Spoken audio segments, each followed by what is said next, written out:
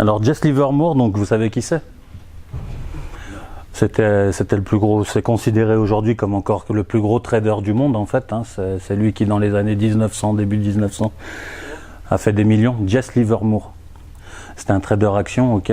C'était lui qui avait vraiment appris des méthodes pour lire ce qu'on appelait le tape.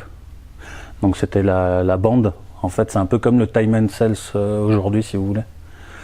Et cette bande, quand elle sortait, il y avait les volumes, le nombre de contrats traités, etc., les quantités par gros acheteurs, par gros vendeurs. Et puis avec ça, il avait développé des méthodes où il arrivait justement à dire ce qui allait se passer. Il était quelque part un spéculateur des temps. Il faisait de l'analyse technique très, très, très tôt.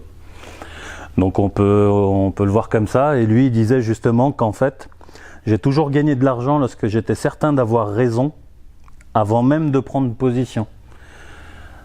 Ça veut dire, on en revient toujours dans l'état d'esprit où vous devez, avant que vous preniez de prendre un trade, vous devez être convaincu de ce trade. Si vous vous dites j'essaye, c'est là où les mots sont importants. Si vous vous dites j'essaye, ça vaut pas la peine.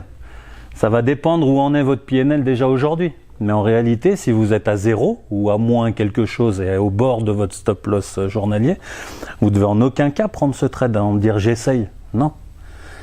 D'accord, les meilleurs trades sont ceux qu'il a pris quand il était sûr avant d'avoir raison. C'est-à-dire il savait à 100%, alors il faut peut-être peser les mots, 99%, que ça allait marcher, que c'était bon, qu'il était dans le bon trend, qu'il était dans le bon sens du mouvement, qu'il allait gagner.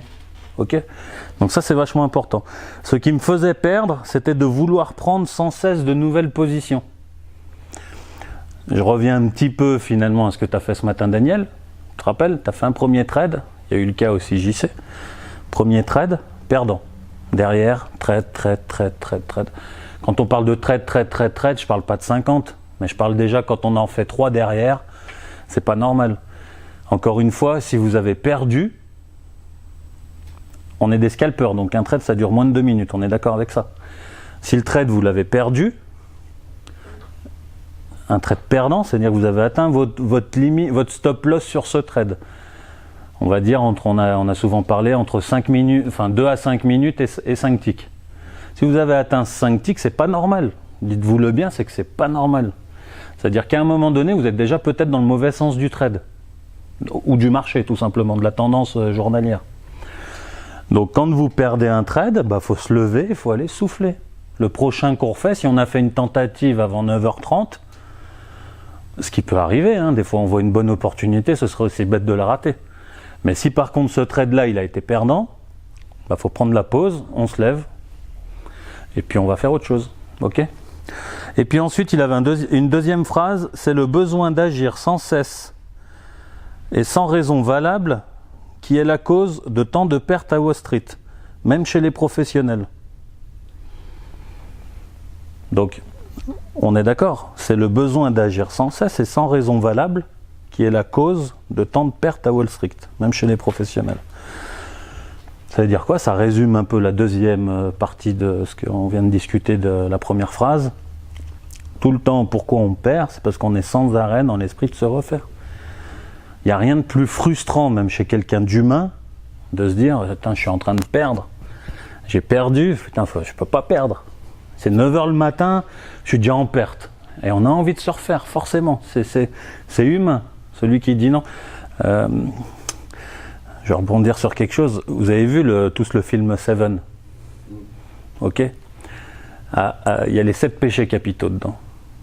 Les 7 péchés capitaux, vous ne pouvez pas les supprimer de l'être humain. Vous pouvez les diminuer, les augmenter, faire ce que vous voulez. Il y en a un qui sera plus dans la luxure, l'autre dans la gourmandise, l'un chez l'avarice. Mais dans tous les cas, l'être humain, il est comme ça. L'être humain, c'est quelqu'un qui a des péchés, par nature. On a tous des vices. Le jeu, tout ce qu'on veut, on peut en citer plein. Ok ? C'est important de comprendre que par conséquent, ça nous amène à des défauts, à des aspects psychologiques dans certaines situations qui sont néfastes. Parce qu'un péché, par définition, c'est quelque chose de néfaste, qui n'est pas bien. Donc forcément, quand on le ramène au trading, si on a un de ces péchés qui concerne le trading, on va être dedans, on va être attiré. Hein, c'est comme un aimant qui va vous faire ça. Donc l'idée vraiment d'amener des setups dans votre trading, la solution ça va être ça, c'est d'amener un maximum de cadres pour diminuer cette partie-là. Mais ça n'empêche pas qu'elle y sera quand même. Pour ça que la différence entre un bon trader et un mauvais trader, c'est celui qui aura réduit ça ou celui qui l'aura augmenté ou qui saura gérer ce côté-là.